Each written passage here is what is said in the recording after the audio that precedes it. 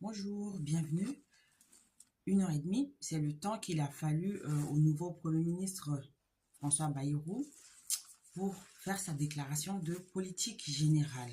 Comme annoncé dans la précédente vidéo, 8 points ont été abordés dans cette fameuse DPG. À titre de rappel, depuis ces jours, le Premier ministre il est en négociation avec les socialistes afin d'aboutir à un pacte de non-censure.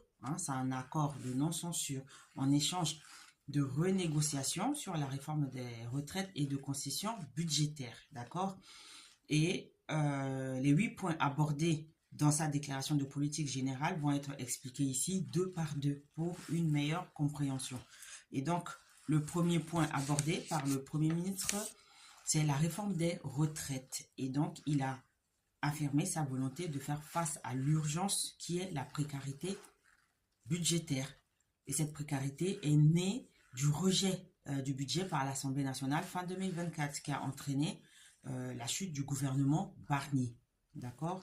Et pour lui, il faut trouver des voies de passage. Et donc, la première urgence est de répondre à la question des retraites. Et donc, cette question, elle occupe le débat public. Et c'est de cette manière qu'il a annoncé une remise en chantier de la réforme des retraites. Donc, en clair, il faudra détricoter cette réforme ou carrément l'enterrer, voire la suspendre, hein, dans une moindre mesure.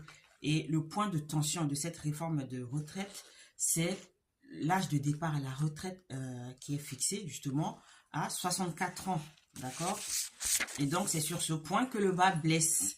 Et en cas de désaccord avec les partenaires sociaux, avec tous les partis politiques, la réforme actuelle elle va continuer à s'appliquer. Et donc, pour y parvenir, sa méthode, c'est de demander une mission flash à la Cour des comptes. La Cour des comptes, c'est le gendarme des finances publiques. Et à la suite de cette mission flash, donc, qui va permettre d'obtenir des chiffres indiscutables sur la retraite, il a aussi annoncé la création d'une délégation permanente qui sera composée avec les partenaires sociaux. Ça, c'est le premier point, la remise en chantier de la réforme des retraites. Ensuite, le deuxième point abordé concerne les budgets de l'État. Et concernant ce point particulièrement, il a rappelé le surendettement de la France. Et au passage, il n'a pas manqué de lancer une pique à tous les partis politiques qui, selon lui, ont une responsabilité dans la situation actuelle que connaît le pays.